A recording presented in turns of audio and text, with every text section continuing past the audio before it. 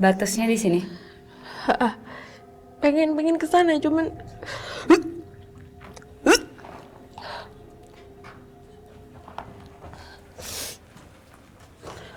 Apa sih pembatasnya, kayak bentuk gimana sih? kayak ada masuk ke dimensi lain gitu. Kalau kamu jalan ke sana sebenarnya bisa masuk ke dimensi lain. Cuman ya ini dulu kayak ruangan gitu, Ran. Heeh. Tapi ini kayaknya emang belum jadi ya. Ruangan banyak banget ruangan yang belum diketahui di sini, Ran. Ini salah satunya, tapi ada ruangan-ruangan yang lain. Tapi kayak belum ketemu mungkin ya. Kenapa cewek yang di sini ya? Cewek Cewek di sebelah sana. di situ. Cuman yang dia di yang kanan? mungkin yang bikin aku mual itu kayak bentrok gitu, Ran.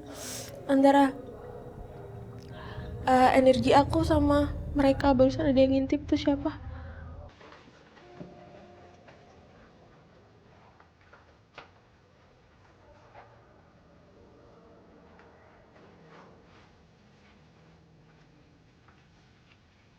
Di sebelah situ.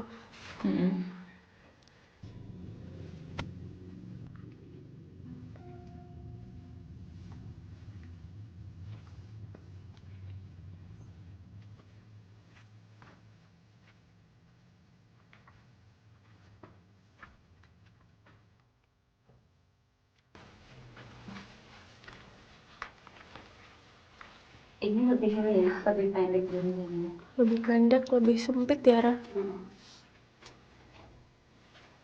Wow. Ya, di titik ini, Ran. Seperti yang kamu lihat, banyak ada kelapa hijau, ada Banyak banyak yang ini ya. Cerutu tuh, ada cerutu juga. ya ada dupa juga di sini. Ini sih yang aku lihat di sini memang banyak masyarakat dari masyarakat sekitar yang pada datang ke sini, bahkan yang dari jauh ya, Ran. Pada datang ke sini. Ini yang minta syarat-syarat ini tuh justru malah dari penghuni luar. Tidak ada hubungannya sama sekali dengan sejarah adanya gua ini.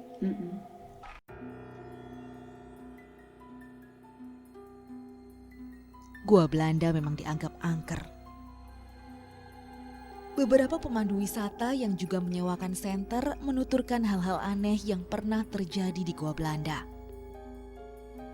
Pas waktu masuk gua Belanda itu pas ada terowongan yang kecil, dia itu ditarik bajunya dari belakang sampai jatuh. Nah udah jatuh dia ditarik lagi dari depan sampai babak belur ininya mukanya karena kena tembokan itu. Yang foto-foto prewedding itu pengambilan gambar pas di pintu yang keempat ya sekitar jam 6 maghrib lah. Nah pas yang fotonya mau ngambil gambar ternyata di belakang pengantin itu ada sesosok makhluk halus gitu. Ya tapi nggak kelihatan begitu jelas mukanya karena terurai sama rambut gitu. Jadi nggak kelihatan jelas. Pada waktu itu ada laki-lakinya bule, istrinya orang Sunda, dan bahkan dipandunya oleh teman saya, namanya Pak Ayi dulu yang mandunya. Terus Pak Ayi itu nanyain, akhirnya ada anaknya lagi datang ke ini, anaknya datang ke sini melihatkan foto bahwa ibunya kemarin ke sini dapat foto ini. Nah, setelah itu saya lihat-lihat ternyata yang itu yang di foto itu benar bahwa orang itu kemarin ke sini. Ya macam-macam sih. Ada bentuk ada ular katanya. Ada nenek-nenek gitu. Macam-macam lah gitu. Tadi aku dengar banget suara yang kayak apa sih? Bawa-bawa barang-barang berat gitu. Terus yang mereka yang kerja kayak mukul-mukul sesuatu gitu.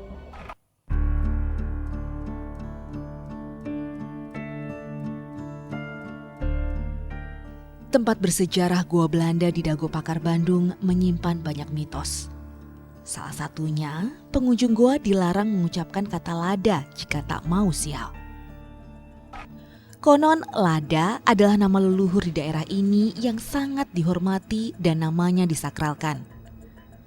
Ada beberapa pengunjung gua yang coba-coba melanggar mitos itu. Dan dia pun kerasukan.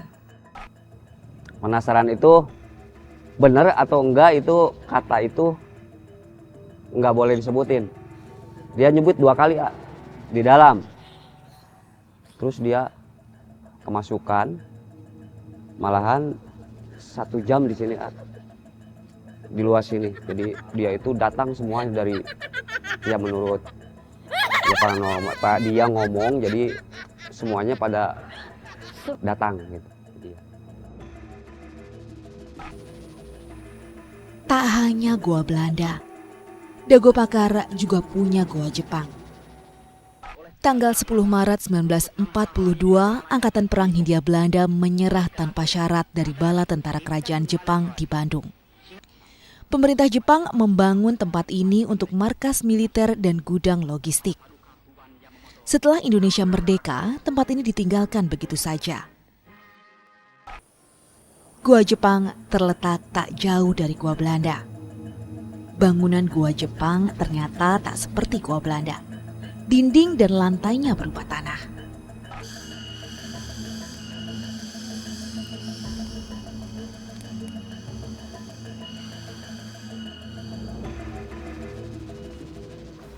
Lebih bersahabat ya. Lebih bersahabat. Daripada yang tadi. Di sini yang lebih apa ya? Yang ganggu pun dari yang luar. Yang paling kuat energinya di sini. Terus kalau gua Jepang ini enggak seserem yang gua Belanda tadi ya Ran. Kalau di sini lebih yang aku flashback ceritanya, itu lebih yang ke aktivitas warga pribumi waktu itu. Terus buat bersembunyi mereka, buat berlindung mereka gitu. Terus kalau adanya tempat ini memang tetap jadi dari hasil kerja Rodi gitu. Cuman yang tadi aku dengar banget suara yang kayak bawa barang-barang berat gitu. Terus yang mereka yang kerja kayak mukul-mukul sesuatu gitu. Cuman banyak barang-barang yang mungkin orang-orang tertentu yang bisa ambil. Maksudnya? Aku rasain di sini kayak batu. Ada banyak di sini. Ada yang positif, ada yang negatif juga. Yang di dalam sini tuh banyak.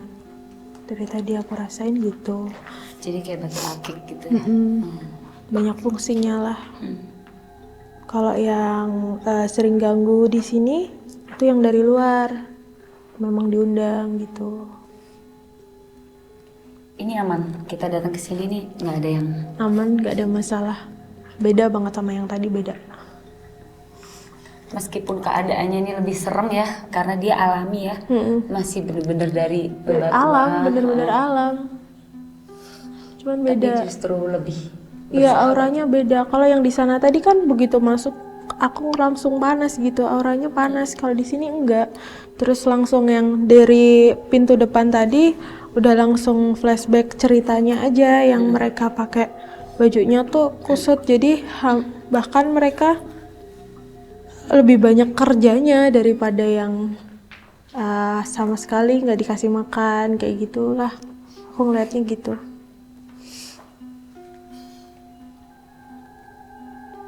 Udah mau pindah tempat? Ya oke. Sebelah sana tuh banyak pocong aku lihat. Sekitaran banyak kepala-kepala pada nongol. Terus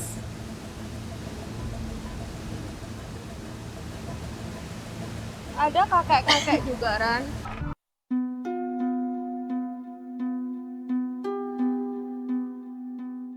Di wilayah konservasi Taman Hutan Rakyat Juanda juga terdapat sebuah tempat yang dikenal cukup angker, yakni Curug Dago. Air terjun setinggi 30 meter ini merupakan aliran sungai Cikapundung. Dadi, seorang komunitas wisata mistis Bandung, secara tak sengaja menangkap penampakan wanita bergaun putih saat memotret Curug Dago. Waktu saya ke Curug Dago itu pada waktu jam 9 malam, saya turun ke bawah, sempat mengambil beberapa dokumentasi.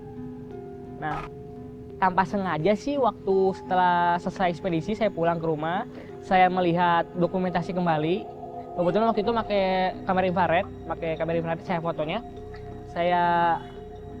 Saya lihat foto sebelumnya, tiba-tiba saya menemukan salah satu foto yang menurut saya ada foto yang ganjil. Karena di situ ada beberapa seperti bentuk makhluk wanita, terus pakaiannya putih, rambutnya panjang, kelihatan di situ. Itu di dalam prasasti, di dalam bangunan prasasti. Itu saya lihatnya. Penasaran dengan cerita Dadi, saya dan teman indigo saya Intan menelusuri Curug Dago. Kaget. Bayangan tangan kamu gini. Sumpah. Kan, jadi kemarin aku nemuin foto ini di internet, aku unjukin kamu ya. Aku nemuin foto ini di internet, dan aku ngajakin kamu datang ke sini buat buktiin ini tuh bener apa enggak. Nih.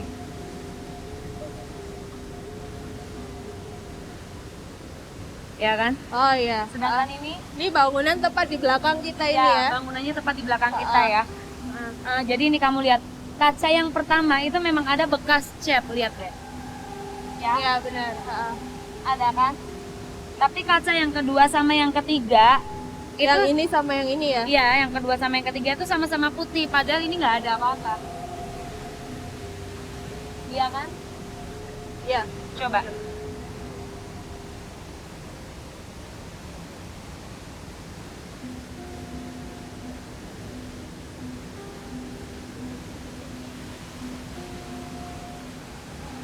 Ini nggak ada.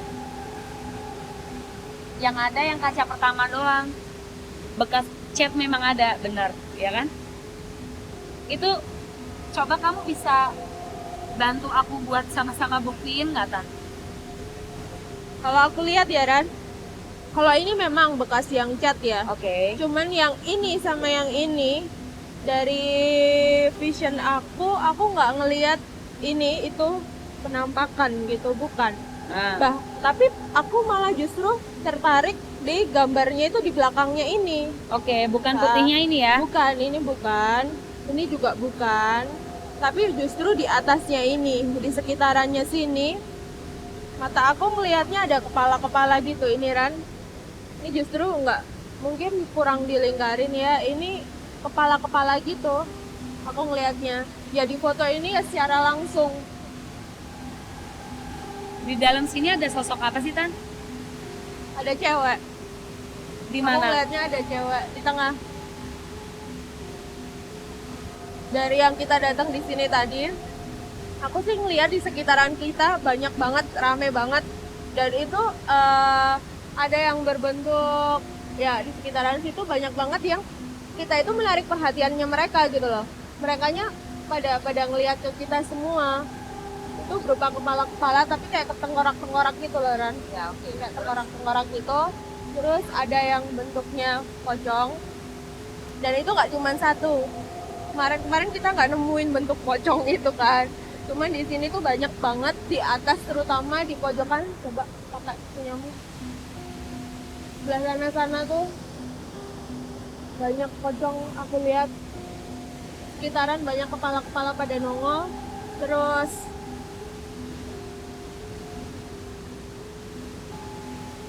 ada kakek-kakek juga Ran. Di tempat ini banyak banget bentuk-bentuk ya, lebih ramai daripada yang kemarin. Ada kakek-kakek, ada pocong, terus di dalam situ itu dari belakang itu, terus di sebelah situ juga, di sebelah situ banyak kepala yang pada inilah. Dia nggak selalu ada di sini. Tadi waktu kita datang dia ada di sebelah sana. Di mana tadi?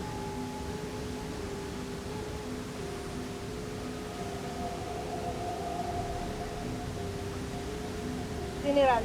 Tadi di situ. Sekarang ada di belakang.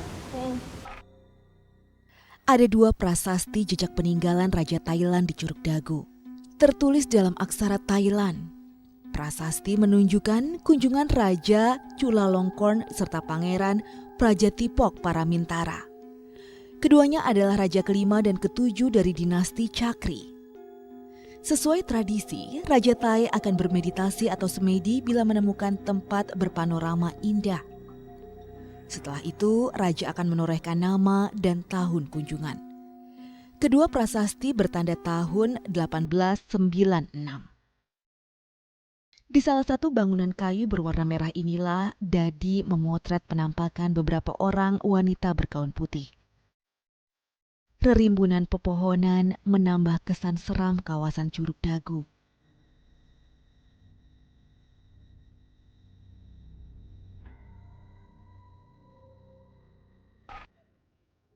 Taman Hutan Raya Juanda atau Dago Pakar adalah wilayah konservasi berpemandangan indah, sekaligus bersejarah. 2 penjajah, Belanda dan Jepang, menjadikannya sebagai instalasi militer.